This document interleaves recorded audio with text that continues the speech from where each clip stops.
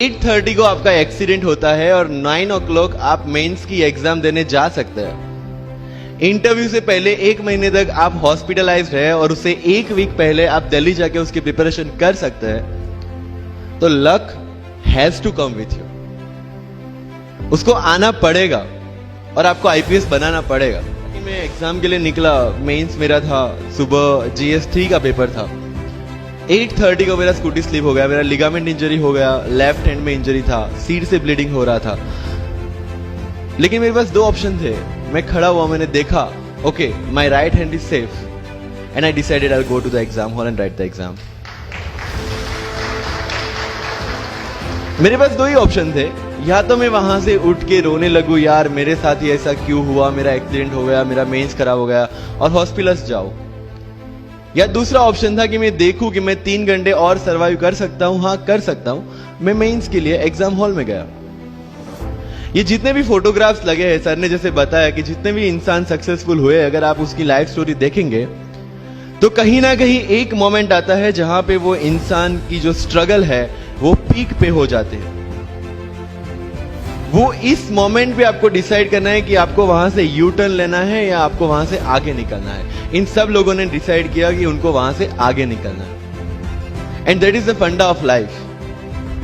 Success उन्हीं को मिलता है जो इस स्ट्रगल वाले मोमेंट से आगे निकलने की सोचते हैं। जब भी आपको लगे कि आपके सिर पे बहुत मुसीबत है, जब भी आपको लगे कि आप हर तरह से गिर चुके हैं, जब भी आपको लगे कि आपके पास कोई ऑप्शन नहीं है, तब एक चीज आप अपने दिमाग में लाइएगा कि यही मोमेंट है जहां से आपकी तकदीर बदलने वाली है। क्योंकि डायमंड जो होता है वो जितना ज्यादा घिसता है उतनी ज्यादा उसकी वैल्यू होती है। सोना जो होता है वो जितना ज्यादा तपता है उतनी उसकी वैल्यू होती है। अगर आप जिंदगी में तप रहे हैं, अगर आप जिंदगी में घिस रहे हैं, अगर आपको लग रहा है कि आप हर तरह से मुसीबतों में गिरे हुए हैं, तभी आपकी जो वैल्यू है वो बढ़ने वाली है।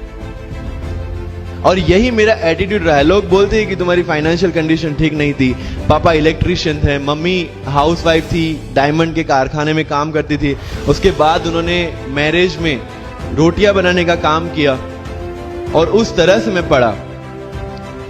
लेकिन जब मुझे पूछा जाता है कि ऐसी कौन सी चीज है आपकी लाइफ में जो आप बदलना चाहते हो, एंड आई सेड नथिंग। क्योंकि अगर वो चीजें नहीं होती मेरी लाइफ में तो शायद आज आपके सामने में नहीं होता।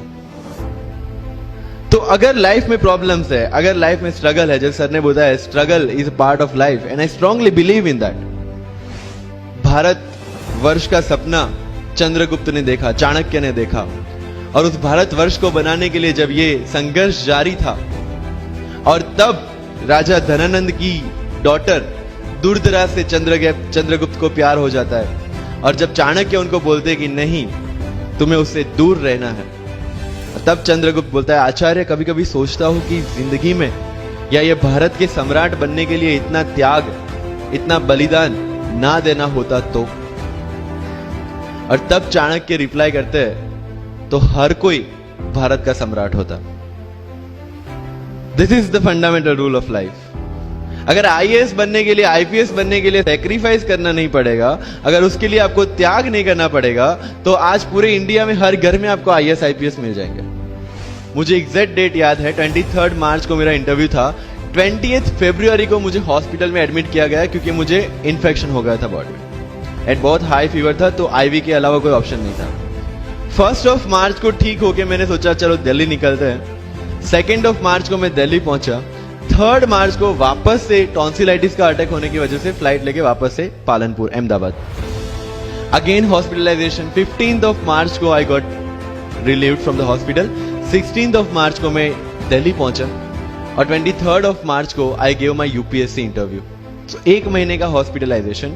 उसके बाद जब दिमाग में ये था कि मेरे साथ जो लोग इंटरव्यू दे रहे हैं वो 1 महीने से प्रिपरेशन कर रहे हैं एंड 1 महीने से मैं हॉस्पिटल में था, again I thought this is the moment to prove yourself. I went to the interview और पूरे इंडिया में 2nd highest marks in interview.